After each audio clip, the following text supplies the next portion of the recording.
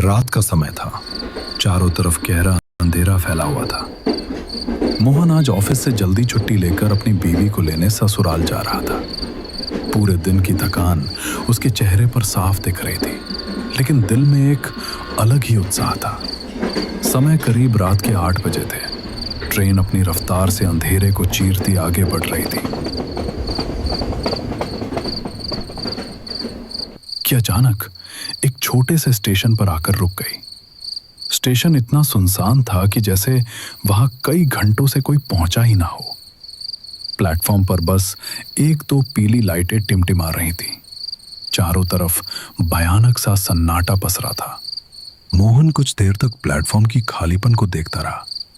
अचानक उसे दूर से किसी के कदमों की आवाज सुनाई दी। उसने मुड़कर देखा।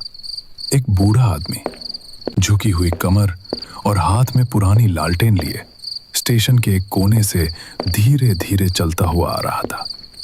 लगता था जैसे उसने भी इस सुनसान रात में किसी से बात किए महीनों हो गए हों। मोहन ने तुरंत आगे बढ़कर उसे रोका। काका, अभी ऑटो या टैक्सी मिल जाएगी क्या?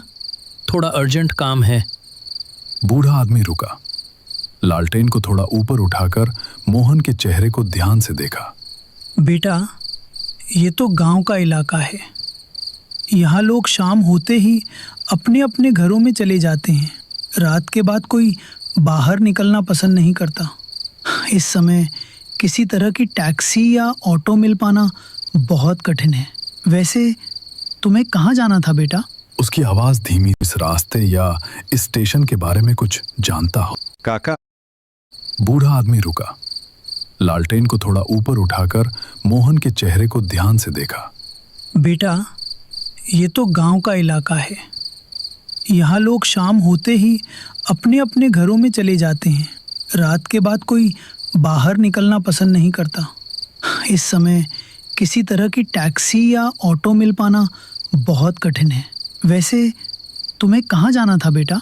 उसकी आवाज धीमी थी, पर उसके लहजे में एक अजीब सी गंभीरता छुपी हुई थी, जैसे वो इस रास्ते या इस स्टेशन के बारे में कुछ जानता हो। काका, मैं मदनपुर गांव जाना चाहता हूं। इतना कहते ही काका के चेहरे का रंग हल्का सा बदल गया। उनकी आंखों में एक पल के लिए अजीब सी घबराहट चमकी, जैसे मोहन ने कोई ऐसा नाम ले लिया हो जिसे सुनने भर से लोग असहज हो जाते हों। काका ने तुरंत इधर उधर नजर दौड़ाई, मानो कोई सुन न ले। मदनपुर? बेटा, उस रास्ते पर तो लोग दिन में भी कम ही जाते हैं, और तुम इस घने अंधेरे में वहां जाना चाहते हो? क्या कोई बहुत जरूरी काम है वहां? हाँ काका, अपने ससुराल जा रहा हूं। ठीक है बेटा, अपना ध्यान रखना। ये कहकर काका वहां से चले गए। मोहन भी स्टेशन से निकलकर मदनपुर के तरफ बढ़ने लगा। दूर एक पत्थर पर दिखा, जिस पर धुंधली पड़ी लिखावट चमक रही थी। मदनपुर 3 किलोमीटर। मोहन ने गहरी सांस ली और बिना पीछे देखे उसी दिशा में चल पड़ा। जैसे जैसे मोहन आगे बढ़ता गया, अंधेरा और भी गहरा होता गया। अचानक पीछे से एक धीमी कांपती हुई आवाज सुनाई दी। चले जाओ यहाँ से। मोहन का दिल जोर से धक धक करने लगा। वो तुरंत रुक गया और कांपते हुए पीछे मुड़ा, लेकिन पीछे कोई नहीं था। सिर्फ अंधेरा, हवा की सरसराहट और सूखे पत्तों की हल्की खड़खड़ाहट। उसने गला सूखते हुए निकलकर खुद को संभाला और सोचा शायद उसका वहम होगा। फिर वो तेज कदमों से आगे बढ़ने लगा।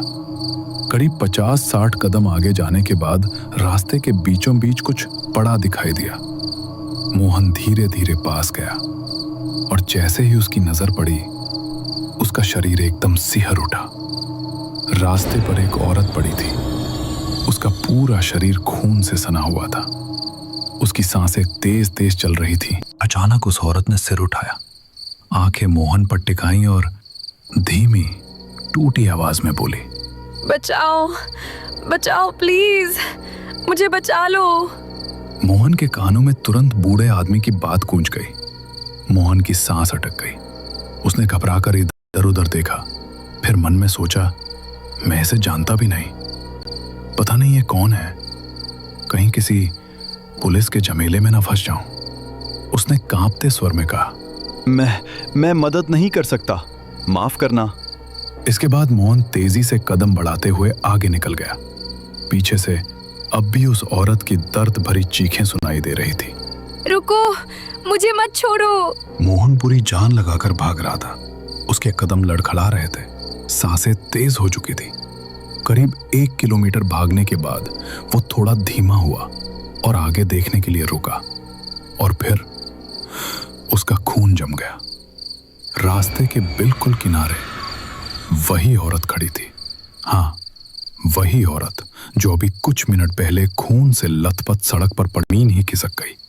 उसके होंठ सूख गए, गला एकदम जाम हो गया, उसकी आंखें डर से फैल गईं।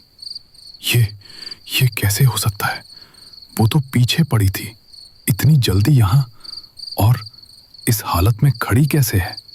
चारों तरफ सन्नाटा और भी गहरा हो गया, जैसे जंगल खुद सांस रोके उसे देख रहा। तुमने मुझे क्यों नहीं बचाया?